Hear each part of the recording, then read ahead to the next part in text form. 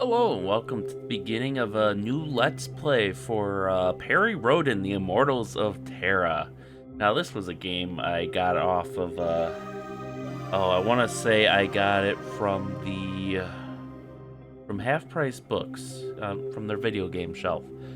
It's a game I made good progress in as a kid, maybe got halfway through it before I got stuck. So now I kind of want to come back and rectify that.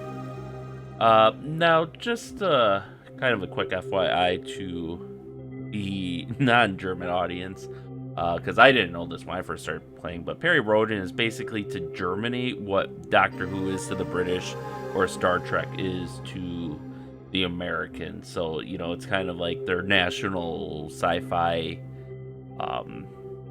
like their signature national sci-fi series. So, the manual is brief, but hopefully gives enough introduction that people can kind of keep up with it when we start playing. So first we have the preface from the developer, I guess, or the project leader. When I was 11 years old, I snatched the first Perry Rhodan comic from my father's bedside table, and a passion was born which I still pursue even today. When I was 26, I played my first adventure game. The computer back then was presumably a Pentium 90 with a resolution of 640 by 480 on a red monochrome monitor, but to me it looked absolutely fantastic. Meanwhile, quite some time has passed. The Perry Rhodan reader from back then first became the author, then the leading author of the series, and although the computer gamer from back then never really did turn into a hardcore gamer, he remained enthusiastic, particularly towards the adventure genre, and he still enjoys spending days, sometimes even weeks, of passionate gaming in front of the screen. So today, two passions have joined. Perry Rhodan has become an adventure game, and what a great game it is. Thank goodness I have had the opportunity to be a part of it. Some authors say true imagery only develops in the mind, in your imagination. And it would be tragic to destroy this imagination, they say, especially if it were the result of modern technology. I, however, say, if that were true, how then could you explain the success of modern media? And to bring a world to life on a computer is in fact an amazingly complex, work-intensive, and precise form of imagination. Today, when I insert a DVD into my DVD drive, an opulent world appears right before my eyes. The world of Perry Rhodan. I hope you have a good time puzzling and discovering. Yours, Robert Feldhoff. And I will say the artwork for the manual itself is actually very impressive. If only the game looked that good. Especially these guys and, this alien, he's kind of looks like he's pointing towards you or about to grab you. Publisher's note, welcome to the Immortals of Terra, a Perry Rhodan adventure. We're excited that you have decided to purchase this game, which will offer you an exciting and entertaining time over the next few weeks. Dive into a science fiction epic different from anything you have ever seen before, designed with a discerning eye for detail by some of the world's leading Perry Rhodan experts. In the role of Perry Rhodan, you are out to hunt down Mandra's kidnappers. It is by listening carefully, observing your surroundings, and developing a combination of skills, not by means of armed force, that you will be able to discover the true motives of the kidnappers, and in doing so you will encounter the legacy of a legendary race. In order to experience the best possible quality, we recommend taking a couple minutes to read through this instruction manual. It will assist you in installing the game and adjusting all the necessary settings for your PC.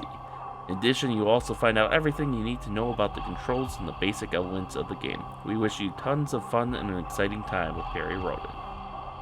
Now this game is, I think I gotta scroll up, but basically published by Deep Silver. Looks like it was made by Brain Game using Path Engine in cooperation with Viva Media. That's kind of what I'm pulling from this. So there's the preface. Installation is just, yada yada. This is the very basic game, how to play the game. What I do appreciate that they go and explain what all the options mean in the graphics settings. So props to them. Okay, so this is just saying, hey, standard cursor, walk, speak, action, change room. He has an inventory, some quick commands. Oh, that's a nice quality of life feature. Room scanner, which displays all the interactive objects. Yeah, it's probably the big. Yeah, everything important appears in the inventory, and he has a multifunction wristband. You'll find the multifunction wristband in your inventory bar right from the very beginning of the game. It contains a notebook in which information and data that may be of importance during the course of Perry's quest is automatically stored. You can open the notebook by left-clicking. A right-click will display information on the wristband. In addition, you can also drag all objects stored in your inventory onto the wristband icon. You will be provided with detailed information on the items. Okay. Otherwise, I think the inventory works like most other games. And now this is the main thing I want to go through. God, what a beautiful city. The world of Perry Rhodan. Perry Rhodan is the hero of a weekly series that has been running since 1961, making it the biggest science fiction epic in the world. Early in life, Perry received a cell activator which stopped his aging process. Since then, he has been immortal and has been traveling further and further throughout time and space. Meanwhile, generations of authors have created a parallel universe in which it is now the year 4934 AD. In this parallel universe, our galaxy, the Milky Way, is populated by numerous peoples, with old conflicts re-emerging time and time again, and new ones arising. Perry is the Terran Regent, the head of government of the League of Free Terrans, an interstellar league of nations which includes not only the representatives of Earth and a multitude of Terran colonies, but also representatives of dozens of extraterrestrial peoples. In this adventure game, Perry must manage without his omnipotence and powerful allies, and is equipped only with his dry humor and a multifunction wristband. The center of Terran power has been attacked, and Perry's beloved, Mandra Diamond, has been abducted. Reginald Bull, an immortal friend of Perry's and the residence minister for League Defense, has taken this opportunity to use his special powers for Perry's protection. He has ordered that Perry is not to leave the residence and has imposed a communications blackout. Perry must escape from the residence secretly and without being recognized if he wants to save Mandra and discover why she was abducted. Main characters: Perry Rhodan. In 1971, Perry and the crew of the Saturn rocket Stardust became the first people to land on the moon. There they encountered a group of stranded Arcanide astronauts. This first contact between mankind and an advanced alien people effectively changed the course of history. Perry, who thanks to a cell activator became immortal at the age of 39, has been guiding the Terran's destiny since that day. Perry Rhodan's most striking characteristics are his formidable ability to reason, his understanding of cosmic interrelations, and his ability to adapt to new circumstances very quickly. From the very start, Perry's highest priority has been his Terrans. Everything else is secondary to his service to the Terran people and his efforts to protect them from harm. Perry is no stranger to self-doubt. Unlike other galactic rulers, he questions his own actions time and time again and is open to criticism. His friends: Mandra Diamond, born Agilja Tikate on Horokios. Mandra worked as a circus performer when she was young, during which time she adopted the pseudonym Mandra Diamond. After training at the Terran League service, she met Perry while traveling through space and time on a mission, and their son, DeLorean, was conceived. But DeLorean was appointed chronicler of the superintelligence IT and taken from them. For a long time, this loss put a strain on the relationship between Mandra and Perry, but a deep friendship has now developed between them. Mandra acts as a calming influence and an emotional support for the Terran Regent, and enjoys his special confidence. Like Perry, she does not age. The reasons for this are unknown. Reginald Bull, called Bully by his friends, was one of the first people to land on the moon with Perry and the crew of the rocket Stardust in 1971. Although the residence minister for defense is short-tempered, he is also a talented organizer and a true friend. Bully is very sociable, however. He has an intense dislike for authoritarians and long-haired, bearded people. Rumor has it that Bully has visited thousands of space saloons and checked out just about every culinary specialty cooked up by the peoples of the Milky Way. Like Perry, Bully also received a cell activator which stopped his aging process when he was 37. This makes him a 3,000-year-old man in his mid-30s. Malcolm Dalian, head of the Warringer Academy at the University of Terrania. Dalian lost almost his entire body at the age of 30 when he was involved in an accident in which a reactor exploded. Since then, his brain and the remains of his body have been housed in a regeneration tank, which Dalian refers to as a coffin. After receiving the position of Dean of the Warringer Academy, the alien has been completely absorbed by his new work, which gives his life fresh purpose. His actions are based primarily on his pragmatic viewpoint, and those around him, particularly his subordinates, describe him as cold, almost inhuman and cynical. He demands utmost dedication both from himself and his team. And the other peoples of the Milky Way, Arcanides, the inhabitants of the planets Archon 1, 2, and 3, which, as Tiga Ranton form the center of the Arcanide Empire, are called Arcanides.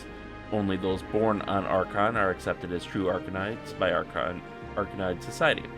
Due to the manipulation of their recorded history, the Arcanides' origins are largely unknown. Arcanides are, without exception, albinos with white hair and red eyes.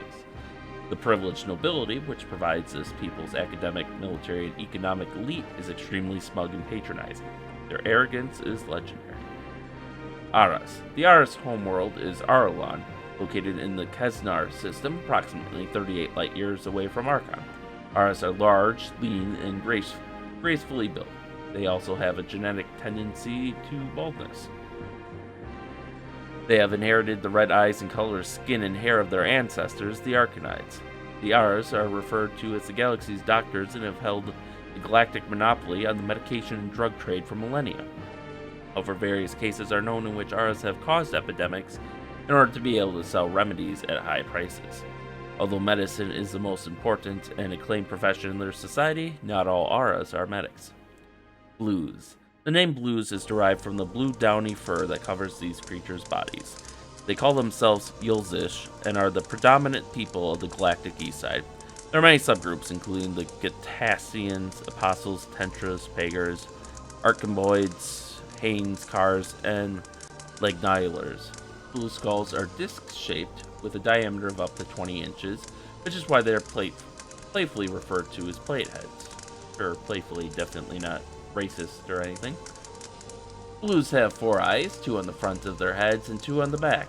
Their mouths are located at their throats, and they use these to communicate in the ultrasonic range. They can also hear and speak in lower frequency ranges, although this requires quite a bit of concentration. Gnats. Gnats are the inhabitants of the desert planet Nat, the 5th planet of the Archon system. Their environment is characterized by a high level of gravity, 2.8 gravels, large variations in temperature, and storms of more than 250 miles per hour. They are tough and are favored as mercenaries throughout the galaxy. As the inhabitants of a desert planet, gnats require only small amounts of liquid. Due to their bulky physique and rather sedate pace of everyday life, the haughty Arcanoids consider the gnats to be creatures of limited intelligence. In fact, however, gnats have quick reactions and good instincts. These skills make them ideal bodyguards and mercenaries. Unithers. The most striking characteristic of the human-sized Unithers is a highly flexible trunk. This multifunctional organ not only serves the Unithers as a breathing apparatus, but also serves as an additional tactile and gripping organ for eating and other activities. It therefore requires cleaning several times a day. Over time, this cleansing has developed into a proper ritual. Unithers are the inhabitants of the aqueous planet Unith. Unatha, Unith's sun, is 10,111 light-years distant from Terra.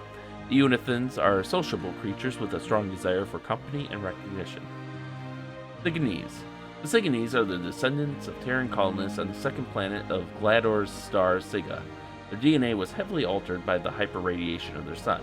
An average Sigonese is about 4.5 inches tall, holy shit, has pastel green skin, and can live to the age of 250.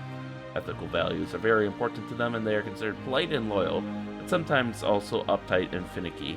Despite their small size, the Sigonese possess great physical strength and are able to see microscopically small creatures without aid.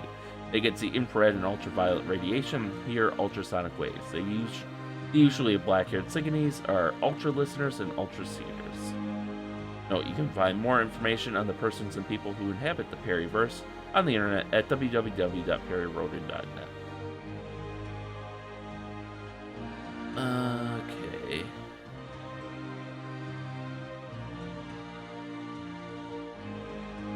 So... Okay, so this is basically just a walkthrough of the first level, which was kind of a thing in early games. I'm just gonna browse through it. You can pause if you want and look through it, but I'm not going to read that. And I guess all that's left then is to play the game, although I do want to go back to...